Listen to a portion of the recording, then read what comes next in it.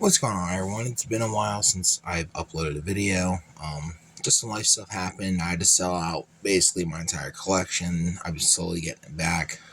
Um, Priorities, stuff like that. Working on getting a place of my own this year. So videos are going to be very, very sparse. I'd still like to try to do some pack openings every now and again. But right now I'm just trying to get back some of the stuff I had to sell and,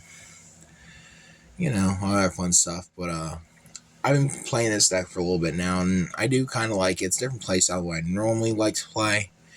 But, so this is going to be my Floowandereeze deck profile. I haven't been going to any tournaments, so this is not really a tournament style. Like, I have Avion. I don't play Avion. If I was going to a tournament, I would play the Avion. It's more or less just a fun build. You could take it to tournament and do well, especially with Cashier coming out and stuff. So I'll go over that stuff in the video. So we'll go ahead and get right into it. This is my Floowandereeze deck profile. We'll go off and start with our little guys. So to start things off, we are playing Triple Rabina. Rabina lets you search out a level 4 or lower Wing Beast monster, and then immediately after the effect resolves, you can normal summon it. A Wing Beast monster. They all have the same effect where they banish when they leave the field, and then you got them back to hand when a Wing Beast monster is normal summoned. And then we have our triple copies of Eaglin. This lets us search out our big guys like our M-Pens, our Ryzas, stuff like that. And then you get your normal summon afterwards. Then we are playing the 1 Toucan and the 1 Stree. I've seen some people bump Stree up to 2. I just kind of like this ratio. I understand the logic, though, of with Yoshizu Tearlum and stuff, and this being a pseudo deity crow. I main deck deity crows was, I'm sure, the rest of the Floowandereeze players, so I just think 1 is fine. Toucan lets you get back stuff that you banish off your advent, or that you just need to get back to your hand. There's been a few times where, like, I'll have these in hand mid-game, and I'll banish the M-Pen, normal this, bounce the M-Pen, then tribute them off to get the M-Pen on the field. So that's always nice. And then for our big guys, double copies of Floowandereeze and M-Pen. This card's really, really good.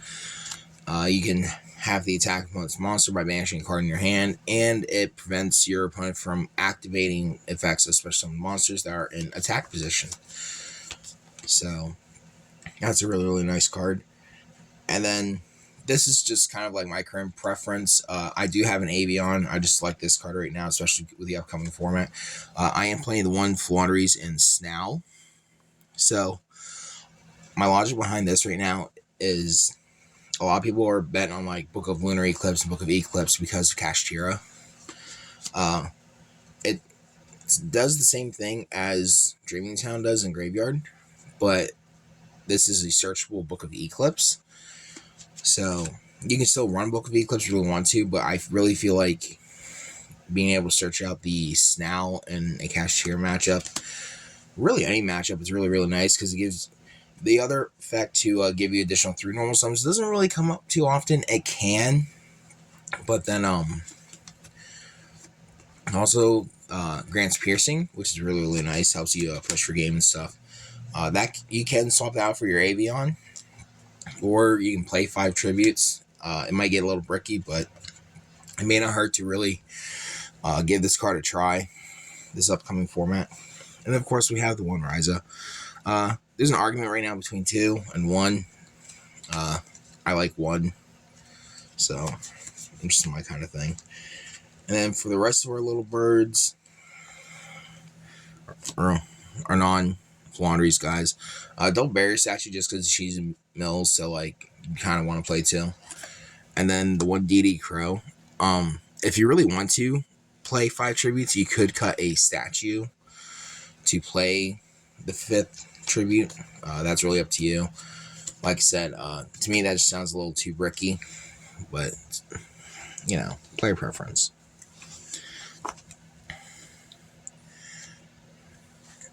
And then for our hand trap, I have prismatics come in the mail, so you'll have to ignore the ugly comments. But 3 shifter, best hand trap in the format right now.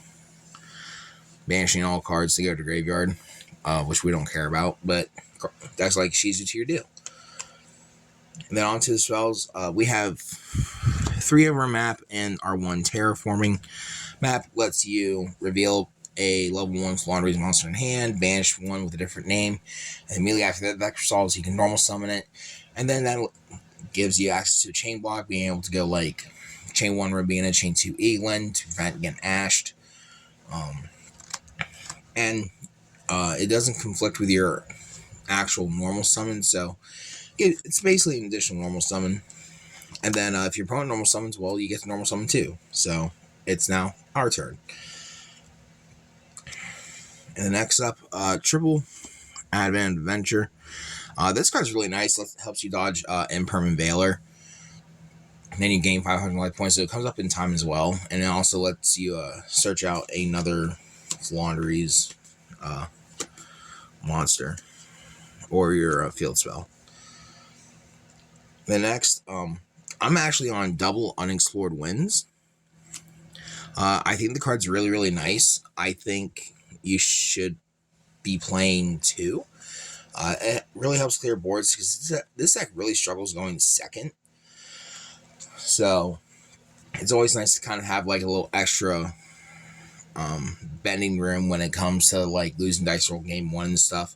And it can also help unbreak your hands by shuffling stuff back. Because the number 1 killer of this deck is consistency. Believe it or not, with all these cards, you would think it'd be super consistent. Well, it struggles. The next 6 pots, we play 3 pot Prosperity, 3 pot Duality. I have supers coming, thank God, because I'm sick of the rares. I mean, there's not much to say about this. Opening up both these is crack. You just Prosperity, you dig for 6, and then after that you just Duality and dig another 3. So you dig through basically a quarter of your deck when you see both those in hand.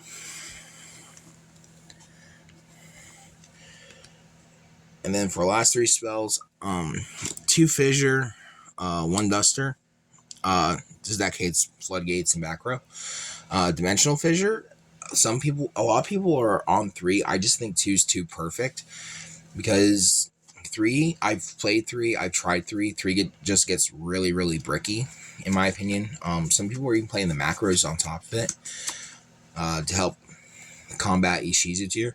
Realistically, if you just see this plus Statue and M-Pen, you should be okay going against Ishizu tier if you know the deck well enough. So, alright, that's it for the spells. Then for our traps, obviously we have our 1 copy of Dreaming Town. A lot of times you can switch this off your M-Pen, you'll set it, and then you'll flip it on your opponent's turn, normal summon, just kind of go back through your combo. And then when a Winged Beast monster that is level 7 or higher is tribute summoned, you can banish this from card and Book of Eclipse your opponent's field, just like what Snell does, except Snell's doesn't really have that condition. Snell's more of a quick effect. And then next up, 3 Infinite Impermanence. I've always really, really liked Imperm in the current format and the upcoming format. You can, if you don't want to play Imperms, you can play stuff like Evenly Matched if you really wanted to. It's just player preference. So I do have a little bit of a side deck, but I mean, I'll go through it then. So that's it, 40 cards. The extra deck,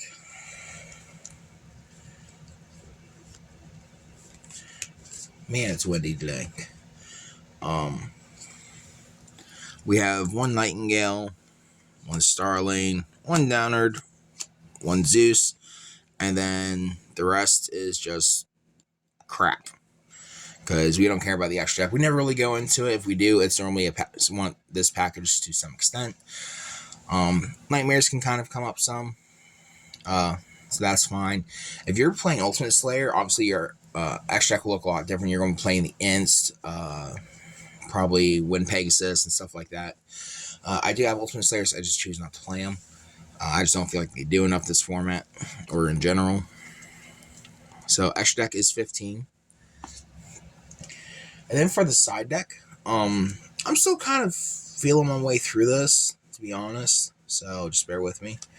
3 Dogwood. Oop, sorry about that. Going into game 3 and timing the round against a lot of the decks, you'll just out life point them in general. So, I mean, it's a good card. I'm not sure I want to swap that for something else. Obviously, 3 Dark Roll or no more. You have to play it. 3 Lightning Storm because, like I said, this deck hates back row and other stuff. And then we have the 3 evenly matched. I mean, there's not much to say about evenly matched. It's evenly matched. It breaks boards and everything else. Especially when you open up both of these in the same hand. It's kind of nice. And then, lastly, you gotta play the 3 Feather Storm. This card should be banned 150%. It just ends games and wins games. It's very, very good. So, that being said, I don't know when the next video will be posted. Like I said, life's kind of hectic right now. And I'm slowly getting my collection back from having to pay for some stuff for my daughter. So once I get everything on the ground rolling again, I'll be uploading more frequently and stuff like that. Just bear with me. My buddy Joe is having a duel night at his house. It's just like a friendly tournament and stuff like that. It's not going to be anything too crazy competitive. Unfortunately, because Floowandereeze is really the only deck I have right now. That's the deck I'm taking because I don't have the Invoked anymore. I'm building that back up and stuff. So, yeah, maybe I'll get with him and we'll do some deck profiles and stuff, and that's about it. So, like, comment, subscribe, find us a TCG player, all that other fun stuff. And if you bought cards off me to help me through my situation, for those of you that know what it was, thank you so much. I greatly appreciate it. Time with my daughter is more important to me than anything. So, without you guys buying cards and, my family helping me, I wouldn't have been able to do it. So, it was well worth it. Selling everything and, doing what I needed to do as father was more than well worth it. So, thanks again. We'll see you guys next time.